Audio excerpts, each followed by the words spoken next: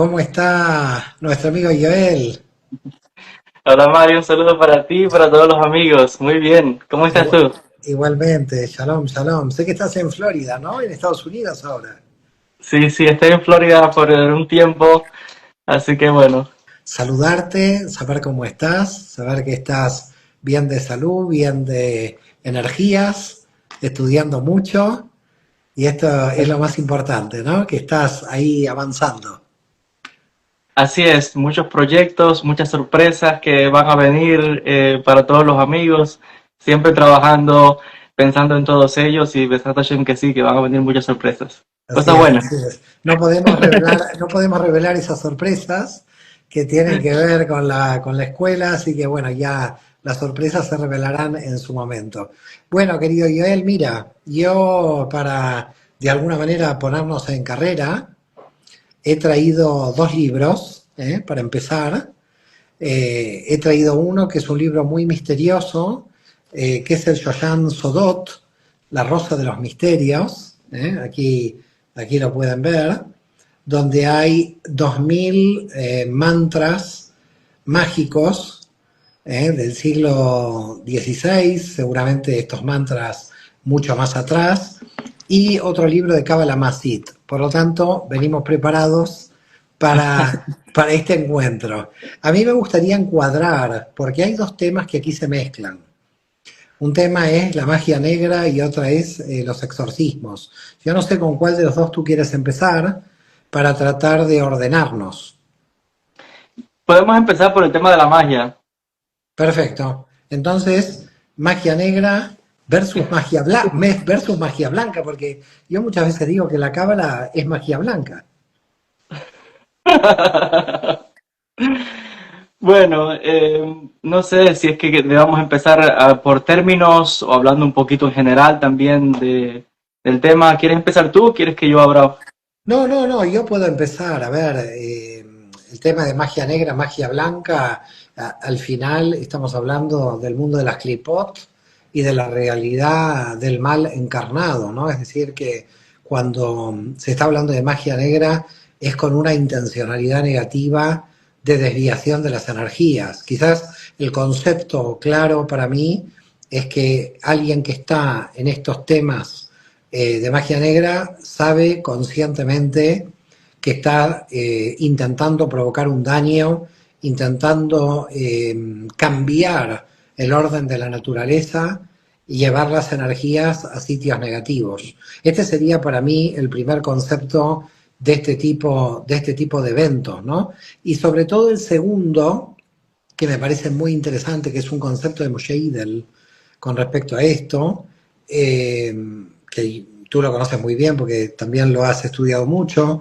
Moshe Idel dice que el mago se caracteriza por creer que tiene poder propio, en cambio el cabalista, el mecubal, sabe que tiene un poder derivado, es decir, un poder de la matriz. Y a mí me parece que quizás, probablemente esta sea otra diferencia a destacar conceptualmente, ¿no? Es decir, cuando uno está en conexión con la matriz o si uno está desviando esas energías de acuerdo al orden de las clipot, de la citra jará, y a mi modo de ver esto ya se configura como magia negra, que me parece que se puede definir como la intencionalidad negativa de una distorsión de las energías. No sé si tú estás de acuerdo para empezar por ahí. Totalmente de acuerdo. Cuando la gente a veces usa ese tipo de categorías, magia blanca, magia roja, magia negra, todo eso yo creo que son más bien definiciones tardías de los últimos siglos, que quizás vienen incluso hasta de la academia y que los famosos brujos modernos han tomado y mezclan una serie de temas, pero realmente estamos hablando de energías que, de acuerdo a la intencionalidad, a la cabana de la persona que está digamos que haciendo el rezo, la invocación, el ritual, de acuerdo a su intención, esa energía va a estar enfocada hacia hacer daño a otras personas, lo que sería el tema de la magia negra, o estaría enfocada a, digamos que a la sanación, digamos que a lo que otros dirían el lado bueno, pero sabemos que no hay ni bueno ni malo, es la intención que la persona está poniendo a ese tipo de energías. La energía es neutra en este sentido. Totalmente. Entonces, esa intencionalidad que la persona le pone específicamente para hacer daño a otros estaría dentro de ese tema de lo que llaman la magia negra, que como bien mencionas, a mi entender también está más girando en torno al ego, al yo de la persona que está usando una energía para su propio egoísmo y eventualmente cae esa persona en la trampa de pensar que tiene un poder intrínseco y como bien decía y como bien sabemos en la Kabbalah, no, esa es una trampa, porque sabemos que no hay tal cosa de poder que tenga la persona, ese es el ego que está manifestándose, sino que sabemos que es esa, como dicen los sadikim, no tiene ningún poder, eso es un poder que viene de lo alto. La trampa del brujo, del hechicero, de la persona que trabaja esto, es creerse que él es la fuente de esto y no se da cuenta que más bien lo que es un esclavo de otras energías que también empiezan a manifestarse y con las que puede ponerse en contacto. A mí me parece que es clarísimo el comienzo de la lucha, podríamos llamarla de alguna manera, con los magos negros cuando los magos de Egipto, ¿no? Porque fíjate ese momento donde Moshe se encuentra con los magos y los magos hacen magia, es decir, hacen magia. Y fíjate que en ese sentido Moshe también hace magia. Así que lo primero que podríamos decir es que Moshe conocía las técnicas mágicas de Egipto. Esto llama poderosamente la atención. La única diferencia es que la serpiente de Moshe, el palo que se convierte en serpiente, se come a las otras dos. Pero si tú lo miras de fuera, Moshe es un mago que conoce las artes mágicas de Egipto y por lo tanto vence a los magos en su mismo terreno. Esto es un tema muy interesante que no está muy debatido en la Torá, el tema de dónde aprendió Moshe esas artes mágicas para poder derrotar a los magos. Pero queda claro de que la magia negra ya existe como realidad en el texto de la Torá. Y ojo, el Ben Ish Chai, que fue un gran cabalista en Irak, me parece también citando las palabras de Rashi, él dice que hay una tradición que afirma que muchos de esos magos a los que Moshe se enfrentó, después quisieron irse con Israel, pero era para aprender las artes mágicas de Moshe. O sea que ellos se convirtieron en aprendices de Moshe Rabenu, porque vieron que la magia que usaba Moshe tenía un conocimiento que ellos no poseían. Entonces es muy curioso esa tradición que también existe. Está bien, es decir, son magos negros arrepentidos, de alguna forma. Son magos negros arrepentidos. Bueno, de todas maneras, Moshe puede ser que también haya sido un mago negro arrepentido, porque tú sabes que él comienza con un homicidio, ¿no? En Egipto y Sí. y sale corriendo. Así que bueno, volvamos al tema que nos ocupa, porque a partir de Moshe hay una larga tradición y todos los profetas, de alguna manera, tenían en líneas generales muchos de estos dones, ¿no? Eliyahu Anabí, que mucha gente, Elías, no conoce la propia palabra, el propio nombre de Eliyahu, porque el propio nombre de Eliyahu es bastante misterioso, es un nombre totalmente teóforo, en el sentido de que la primera palabra es él, que es Dios, y las últimas tres letras son Yud, Hei, Baf, es decir, doblemente divino es el nombre de Eliyahu. Y por lo tanto, en Eliyahu Anabí también encontramos en Elías el profeta dones mágicos también. Es decir, fíjate que una de las conclusiones es que él le puede traspasar el poder a Eliseo, a Elisha, a través de unos objetos que él va a dejar. Y él claramente se lo dice a Elisha. Es decir, que podemos decir claramente que en la época antigua, entre los profetas de Israel, existía cierto tipo de magia. Bueno, fíjate que esto también lo encontramos en el famoso relato de Balaam, cuando iba a maldecir a Israel. Y volvemos al aspecto de cómo se utilizan las energías, o es para bendecir o para maldecir. Tenemos esta historia de este rey Balak que va a contratar a este, lo llaman brujo, hechicero, pero realmente decimos que es un profeta. Y era un profeta del mismo nivel de Moisés, dicen los textos. Y a este respecto dice incluso el Pasuk que Dios se revelaba a Balaam.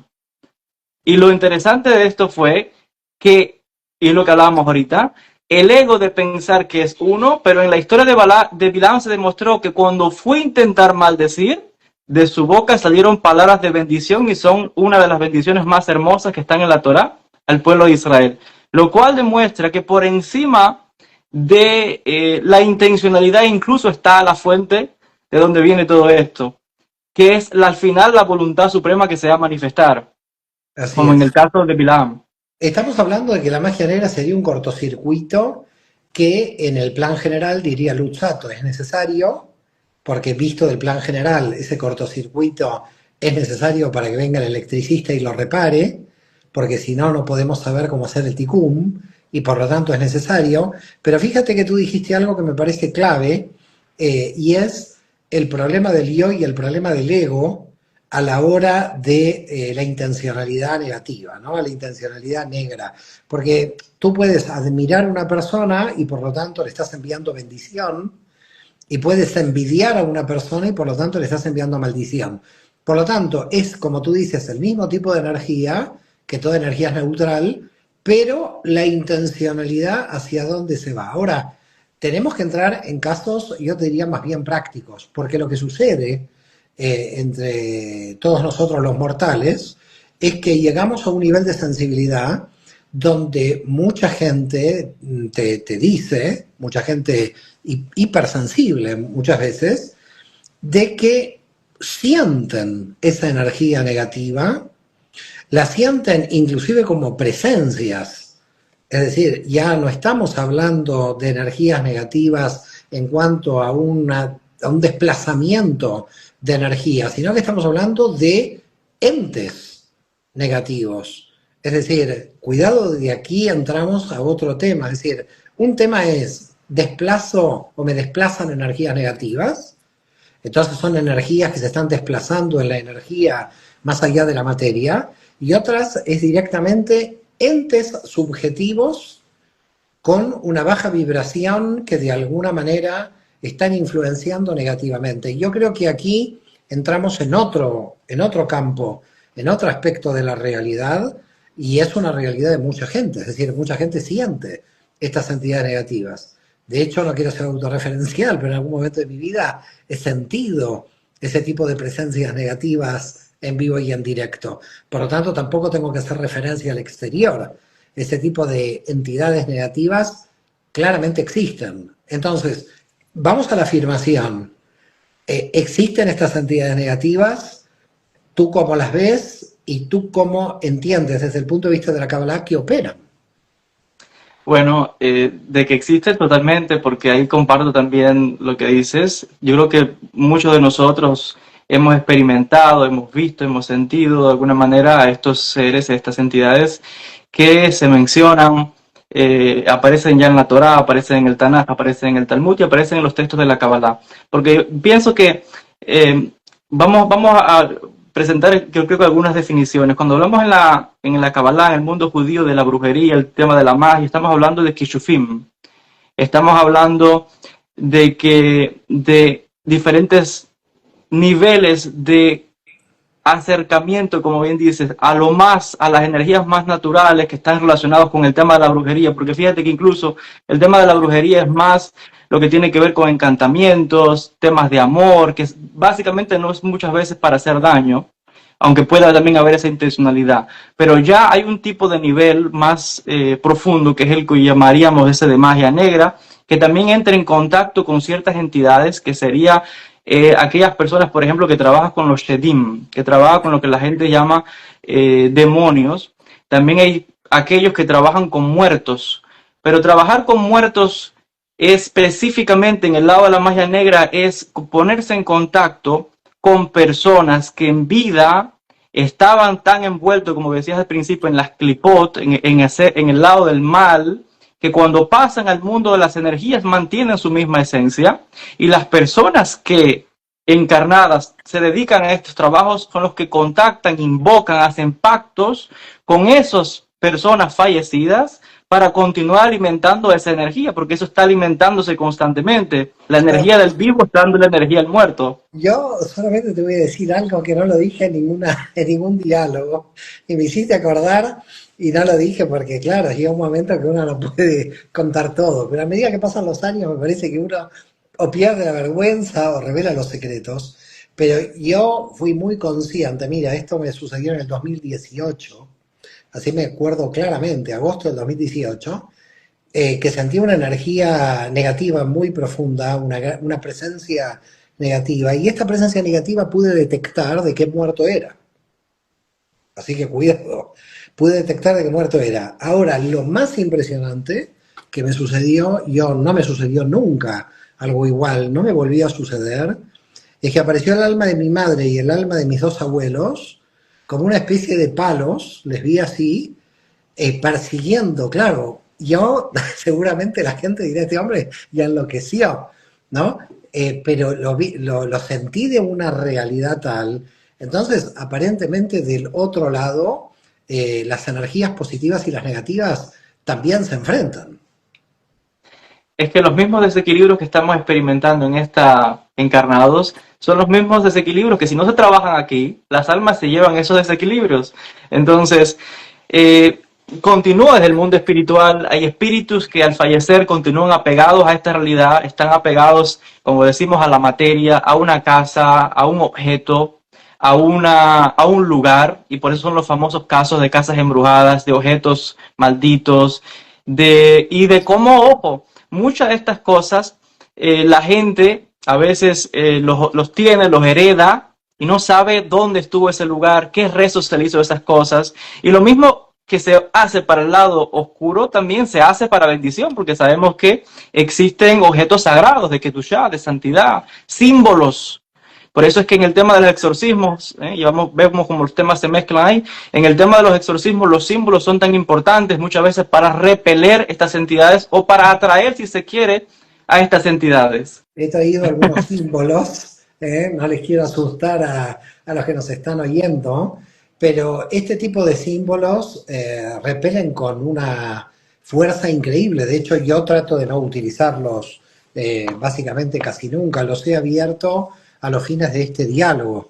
Pero estos libros de Cábala Práctica, de Cábala Masit, prácticamente yo no los, a no ser que sea una situación realmente muy complicada de alguien que pide una defensa a ultranza, ¿no? Por eso yo digo que aquí es donde probablemente se une la cuestión del exorcismo, el segundo tema que tenemos hoy, porque en el exorcismo sí se actúa de manera activa, ¿no? Tanto de un lado como de otro, porque de este lado hacemos una defensa, si se quiere.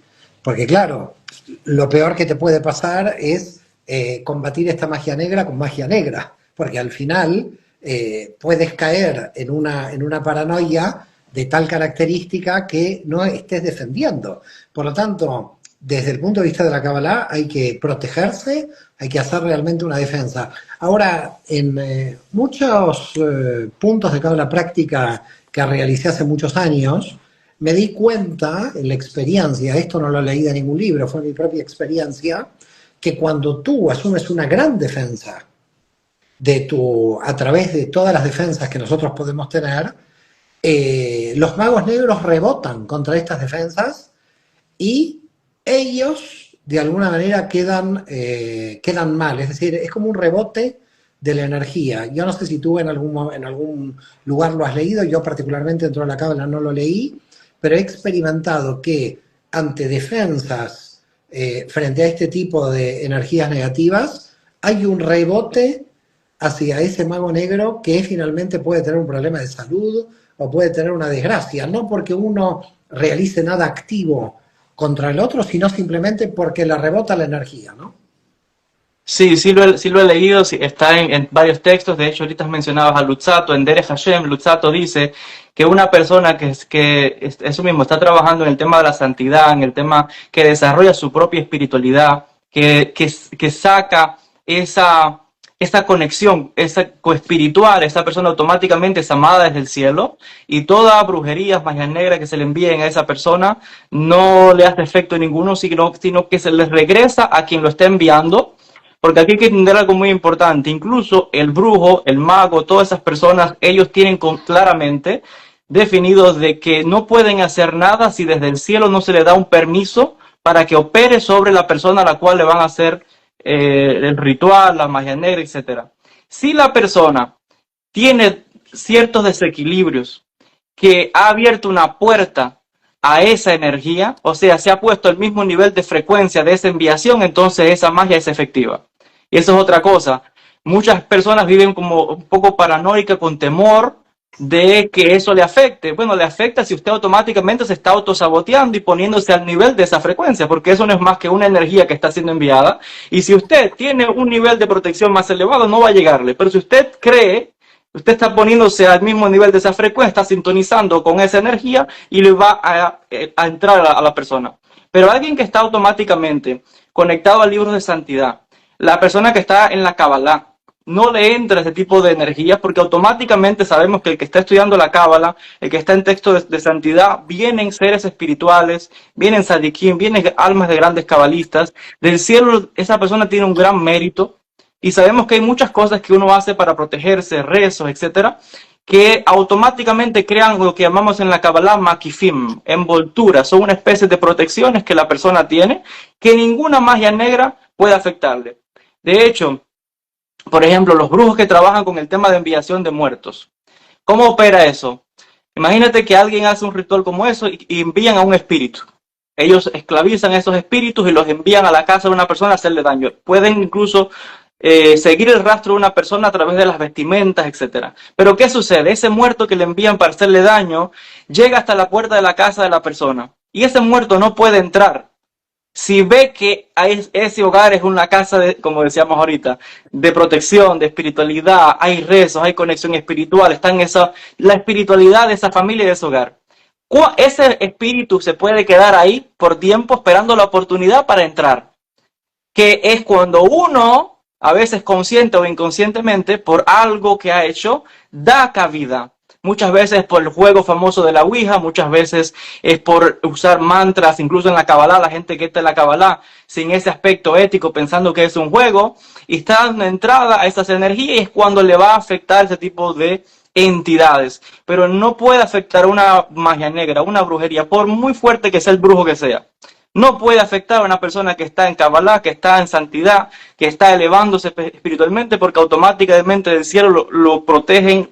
Vienen almas grandes a protegerle.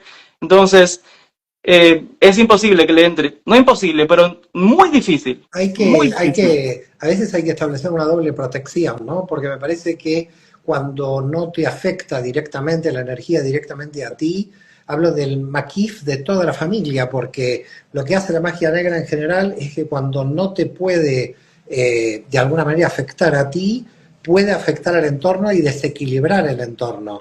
Por ese motivo, en general, las protecciones son familiares, porque lo que sabemos que hace la magia negra no es simplemente ir a picarle a uno en forma directa, sino que hay que rodear a toda la familia. En este sentido, hay uno de los nombres de Dios muy, muy potentes, que pertenece al nivel de Yesod de Atzilut, que es Shaddai, que es hasta aquí llegamos, ¿no? Aquí, por ejemplo, tengo en Kabbalah Masit un mantra meditativo con este nombre.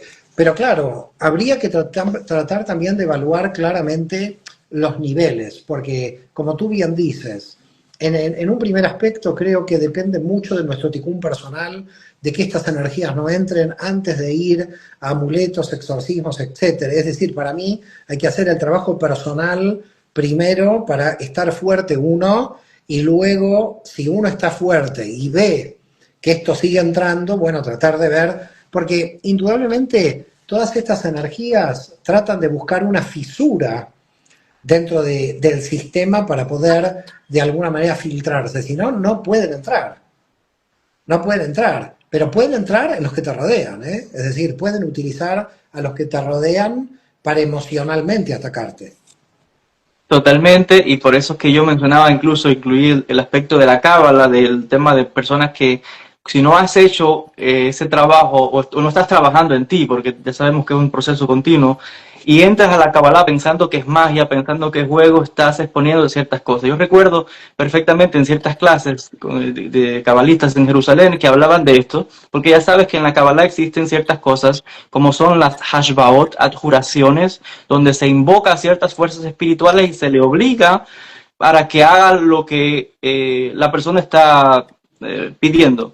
Entonces hay oposición a ese tipo de cosas porque lo que sucede es que eventualmente ese ángel, ojo, ángel, que se quiera obligar, no estoy hablando de demonio, que también se trabaja con demonios, pero incluso obligar a ciertos ángeles, el ego de la persona de creer que puede dominar a ángeles, los nombres de Dios, eso llega al punto de que eso te va a atacar de vuelta. ¿Y cómo te afecta? Si la persona que está haciendo esa invocación, lo que sea que esté haciendo, tiene una protección muy fuerte, puede ser difícil que le afecte a él, pero como decías ahorita, su entorno familiar es el que va a estar más afectado. Y hay muchísimas historias de cabalistas que han perdido ese aspecto ético y han entrado ya, se han ido un poco más al lado que llamaríamos la magia negra, y sabemos que eso le ha costado la muerte de un hijo, la muerte de la esposa, la muerte de familiares, porque eso viene para atrás a comerse a todo el que esté en ese círculo. Entonces eso también es muy peligroso, y lo menciono porque a veces muchas personas me vienen a mí y me han venido con este concepto de querer recibir un poder, pero sin hacer el trabajo, como decíamos ahorita. Pensar que la Kabbalah, muchas cosas existen, es cierto, pero tiene que haber, antes de llegar a ese tema tan elevado, tiene que haber un trabajo ético, un trabajo también de comprender para qué realmente es la Kabbalah y cuándo usar estas cosas y cuándo no usarlas. Bueno, de todas maneras, por ese motivo, Luzzatto va a escribir Mesilat Yesharim, que no es un tratado de Cábala directamente, pero es un refinamiento ético de la persona para, a partir de ahí, entrar en el mundo de la Cábala y no encontrarse con este tipo de problemas. Porque si no hay refinamiento de la persona va a tener cierto conocimiento, que es como tener un conocimiento tecnológico al servicio del mal, que luego el mal lo puede usar a ese conocimiento tecnológico. Al final, la magia negra está situada en un conocimiento que es real, pero que aprieta el botón de la mala intención y desequilibra el sistema. Lo bueno desde la Kabbalah es que sabemos qué botón aplicó el mago negro. Es decir, a mí me parece que lo clave de todo esto es que sabemos de dónde viene el ataque de la magia negra, si se quiere. Es decir, me parece que desde el punto de vista de la Kabbalah podemos detectar, inclusive, y en esto probablemente hay mucha información, pero sobre todo desde el punto de vista experiencial, de llegar a sentir de dónde viene esta magia negra, quién la hizo. Totalmente. Yo particularmente he podido, y me parece que tú también, saber quién es la persona que te está enviando esto, lo cual, bueno, llega un momento que uno no se lo cree ni uno mismo, ¿no? Es decir, llega un momento que uno dice, pero no estaré alucinando de que provenga de esta persona, porque una cosa es saber qué tipo de energía negativa viene, pero no saber la fuente de quién lo hace. Y en un nivel de sensibilidad muy alta, hasta se puede saber la fuente, saber desde dónde viene, ¿no? Y hay algo interesante en lo que hablamos ahorita, es que cuando se llega al punto del tema del exorcismo, la gente dice, pero ¿cómo es posible, una, que le afecte la magia, que le afecte esa energía, y lo otro es el tema de la posesión, que ya sabemos que en la cábala lo llamamos ibur, y que hay diferentes tipos de impregnaciones, porque están posesiones que donde viene una entidad que se pega a la persona sin como tal entrar al cuerpo, y está luego ya el tema de la posesión, y hay que entender entonces a qué se debe también, quién le dio permiso, por ejemplo, a esa entidad, que mayormente los que poseen son muertos, porque esto es otra cosa que diferenciamos en el judaísmo de otros sistemas quizás, o en el cristianismo, donde piensan que todo es demonio, demonio, demonio, y sabemos que los cabalistas afirman que es muy raro las posesiones realmente de demonios ocurren, pero es muy raro, las más que ocurren son de almas desencarnadas, que esto es otro tema, es el tema de la reencarnación y de cómo aspectos de vidas anteriores afectan, y están las famosas historias en Safed, en la época de Rabbi Luria, donde espíritus tenían situaciones que venían de vidas anteriores, y en una nueva encarnación algo sucedió que se activó como un clic que dio entrada a un espíritu que entró y tomó posesión del cuerpo de la persona.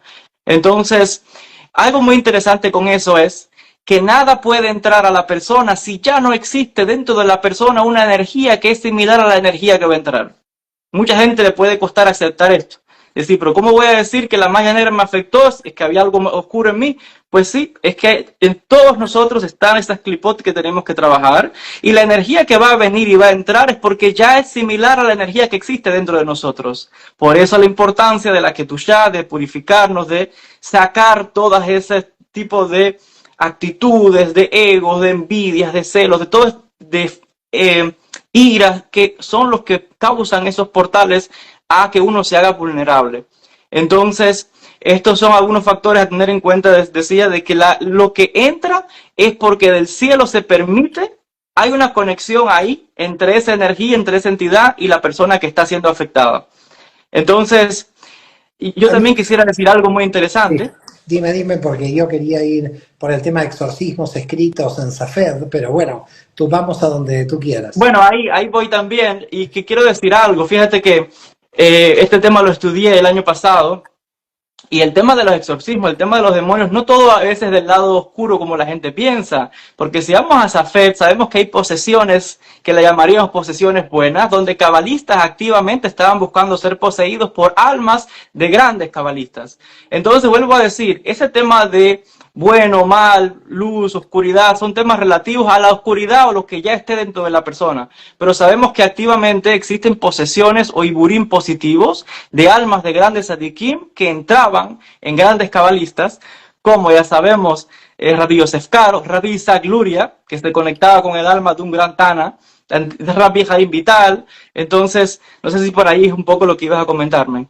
No, bueno, iba en esa línea, pero se encuentran documentos del siglo XVIII y del siglo XVII de Safed, de la misma escuela, donde estos cabalistas iban escribiendo diferentes exorcismos, es decir, hay pruebas de exorcismos en el campo, digamos, de este grupo. Es curioso que vinieron después, en la segunda generación de Luria y Cordovero. Ellos ya habían muerto y Vital ya había pasado a Damasco, donde en esa segunda generación empiezan a aparecer documentos sobre diversos exorcismos. Y totalmente de acuerdo en que a lo que tú llamas posesiones positivas, de alguna manera, sería en el fondo una vibración con el alma del tzadik, ¿no? Es decir, estás en conexión con esa vibración del alma del tzadik, pero así como Dios te ayuda a lo bueno, también te ayuda en lo malo, porque al final de lo malo tienes que aprender.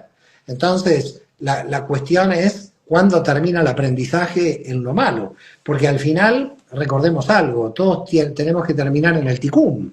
Así que estas energías negativas, cuando empiezan a hacer daño a la propia persona que está operando con este tipo de energías desviadas, no me gustaría llamarlas intrínsecamente negativas, porque no lo son energías neutrales mal direccionadas, ese sería el término exacto, ¿no?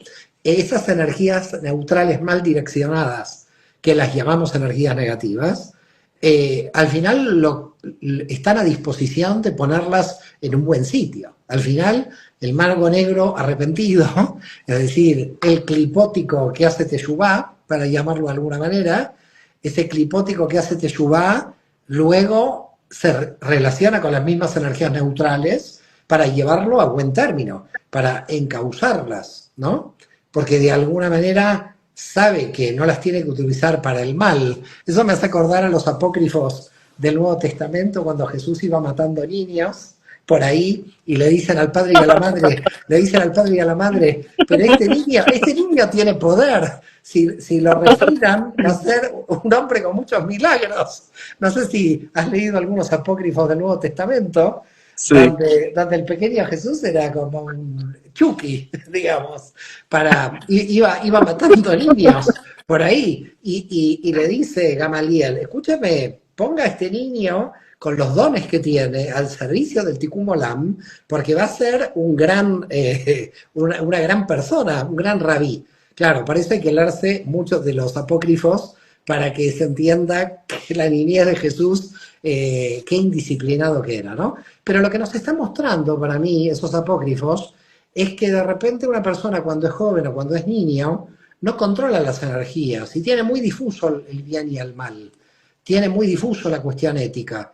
Y entonces, cuestión ética que me parece que también aquí estamos hablando de algo que me parece importante señalar, ¿no? La desviación de energías neutrales que tienen que ver o no con la moral. Yo en general digo, hay que dejar un poco la moral de lado, porque a veces con la excusa de la moral hay mucho desequilibrio. Y donde yo particularmente estoy viendo desequilibrio hoy, no sé si tú lo estás viendo igual, es en el nivel de agresión en las redes sociales. el nivel de agresión en las redes sociales es altísimo. Es decir, la gente, mucha de la gente, no toda, mucha de la gente está muy agresiva. Indudablemente este nivel de agresividad está creando muchísima cantidad de fisuras a nivel mundial para que estas energías negativas entren. De hecho, sentimos que estamos en un momento de baja vibración a nivel mundial, ¿no? Con respecto a todos los conflictos, a la guerra que se está produciendo. A mí me parece que aquí hay muchísima gente que está sacando sus fisuras y esto estamos entrando como en una etapa bastante peligrosa para todos aquellos que estamos trabajando dentro de la luz, porque es muy difícil eh, dar luz en medio de este nivel de agresión continua, porque lo que se ve claramente es que por cualquier excusa la gente se está agrediendo en las redes sociales. No sé a ti cómo ves la situación. Sí, a ver, y pienso que también eso es un, como dirían, trending, o sea, que es como tendencia.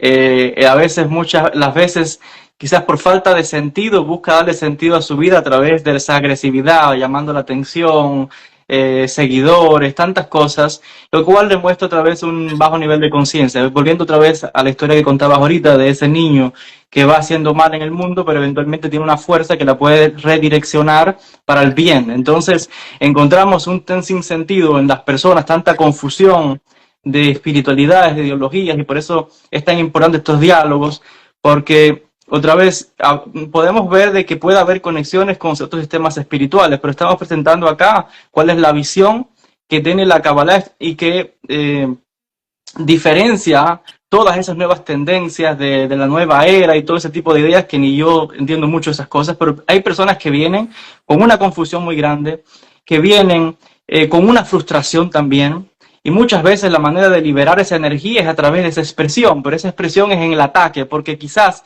atacando al otro es como matando esa parte de su interior, de su parte oscura, que la están viendo en el otro. La ven en el otro, pero no la ven en él.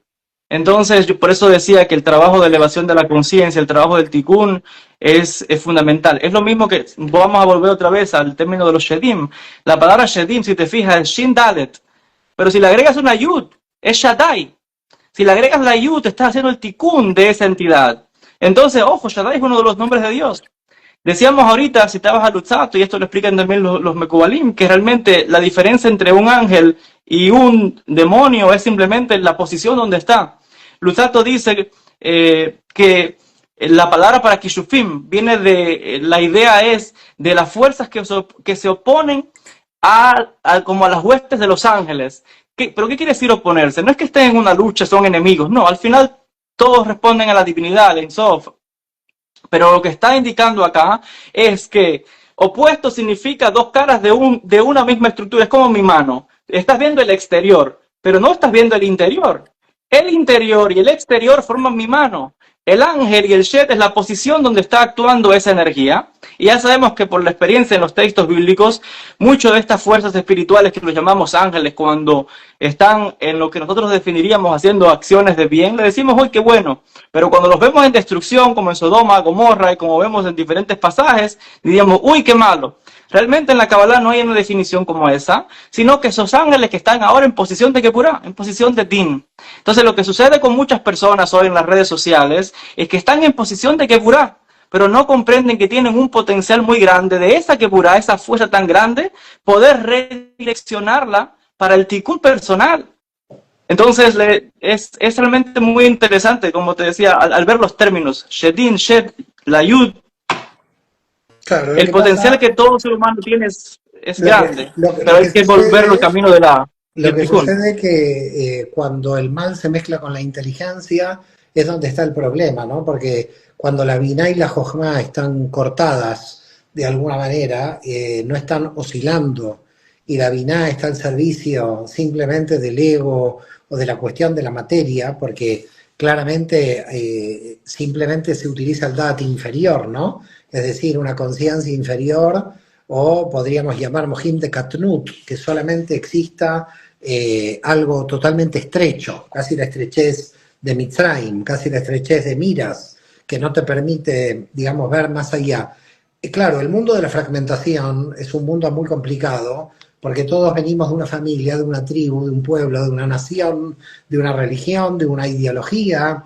etcétera. Y claro, el mal, de alguna manera, donde se inserta es en cortar la unidad, porque al fin y al cabo estamos hablando siempre de unidad. Yo hace unos meses recibí, cuando tú estabas en Jerusalén, las fotos tuyas con las diferentes autoridades religiosas de la Iglesia Ortodoxa y me parece que con un imán, si no recuerdo mal, del Islam. Bueno, me enviaste varias fotografías y lo traigo porque de alguna manera los que estamos en la Kabbalah estamos trabajando por la Aleph, por la unidad, donde todos tenemos que ser hermanos. Pero claro, las fuerzas negativas operan en un terreno que es emocional y desde el punto de vista de las emociones nos llevan a la fragmentación.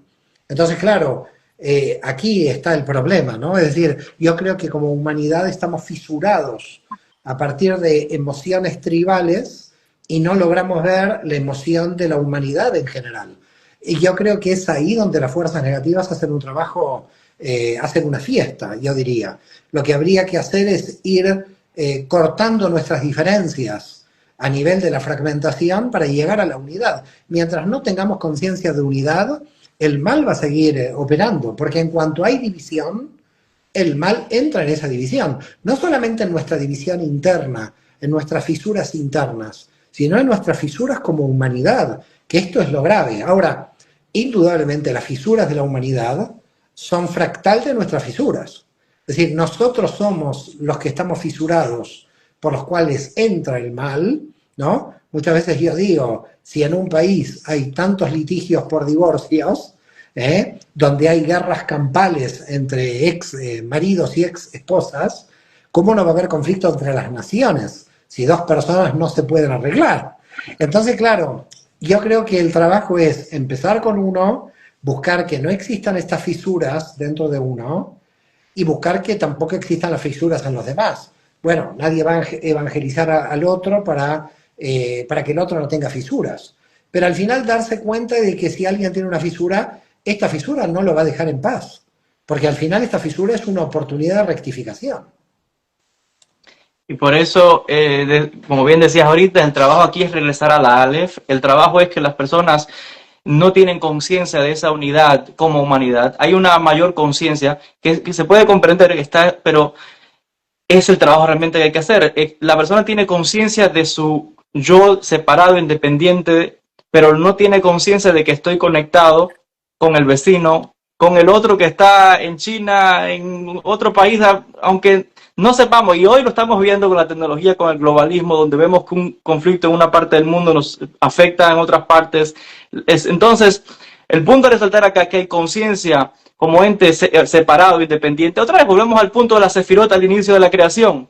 Tenían conciencia de que estaban desconectadas, hasta que no entró el Da'at y creó esa conexión, no se pudieron percatar de que el trabajo, la función está no solamente en recibir, en el yo, para uno constantemente, sino también en dar. Está esa función de que es constantemente recibir y entregar.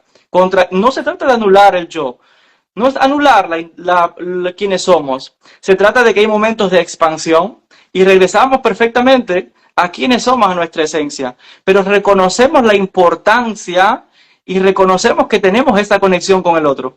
Ahí el trabajo estaría ahí.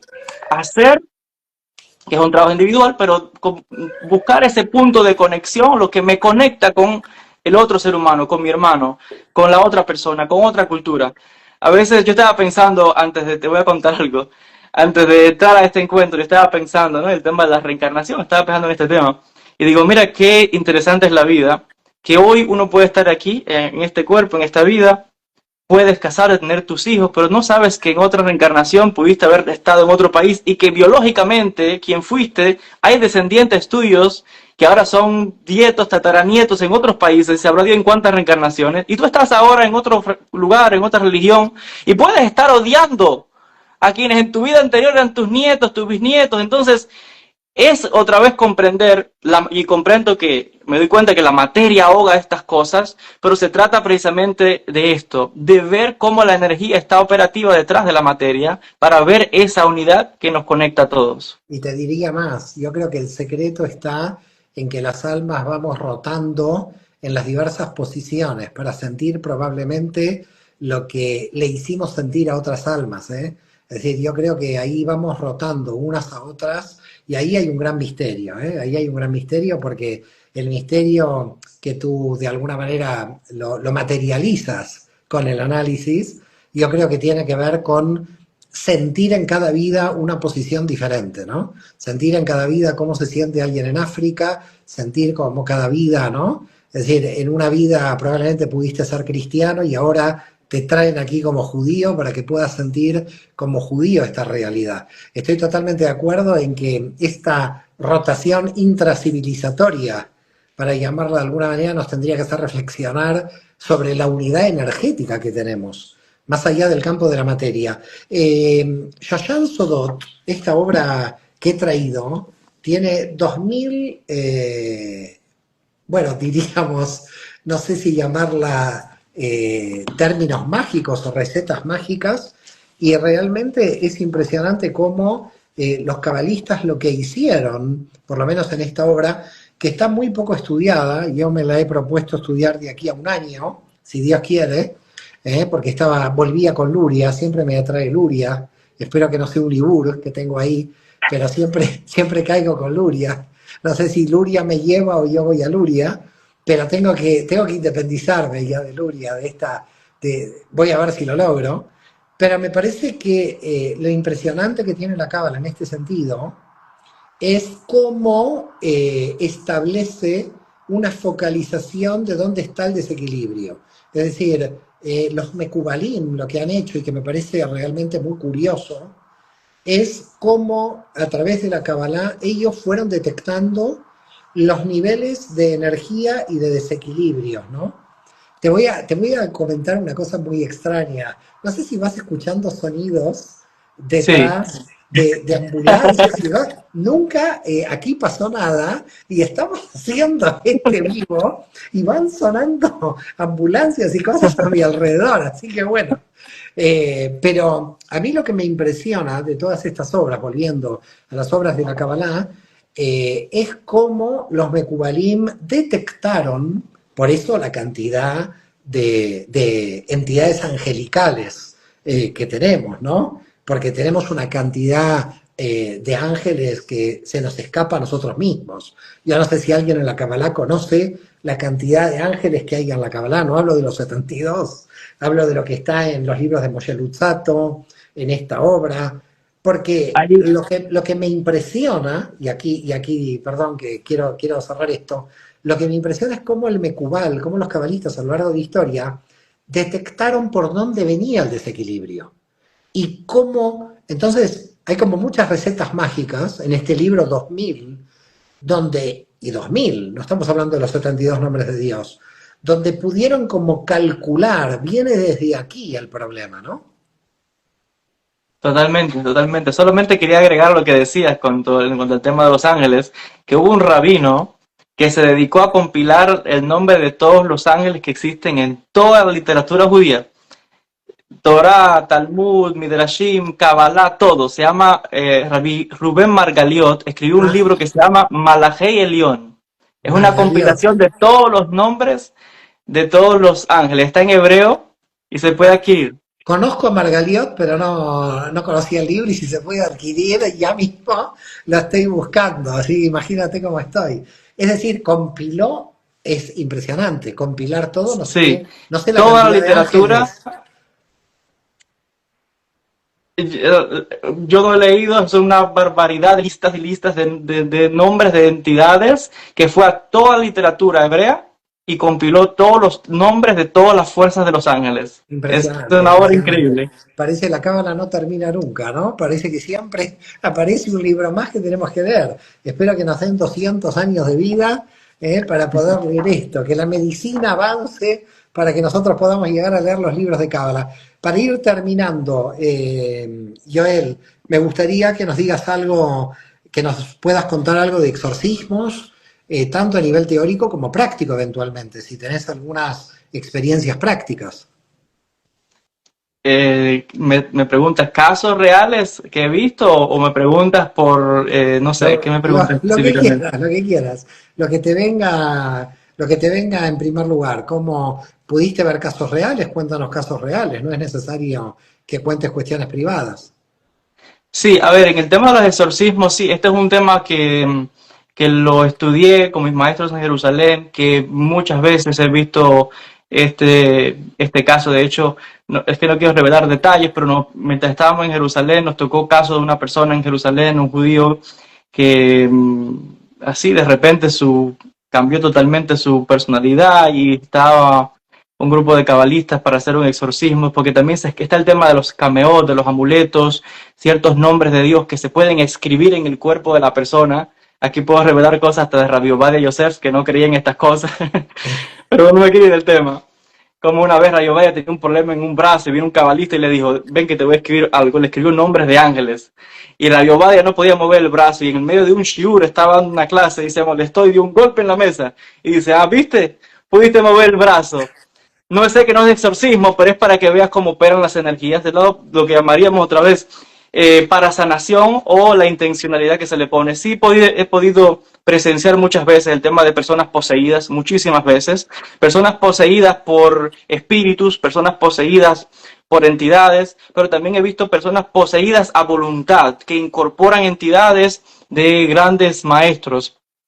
Entonces, el tema de los exorcismos, pues va a venir sorpresas, no vamos a adelantar, pero los amigos que estén por ahí pendientes en las redes sociales, es un tema muy amplio, porque ya ves que cuando hablamos de exorcismo estamos también hablando de reencarnación, estás refamiliarizado, estamos hablando de ángeles, estamos hablando de espíritus, de Shedim, hay mucho ahí Bueno, que se puede abarcar.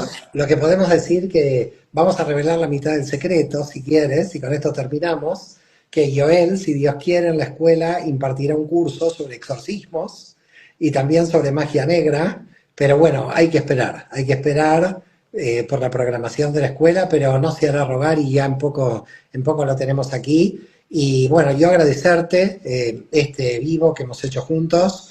Tenía, bueno, tantos temas aquí. Ya siempre que termino los directos contigo, tengo aquí una lista de temas que quedan pendientes, como siempre.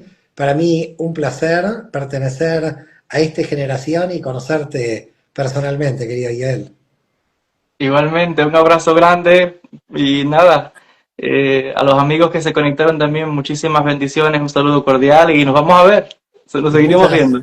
mucha protección para todos los que nos escuchan, mucha energía, que haya shalom en el mundo, paz, que es lo único que necesitamos para hacer el Tikkun Olam. Paz Amén. para el cercano y para el lejano. Shalom a todos, bendiciones, un abrazo grande, Yael. Shalom, amén.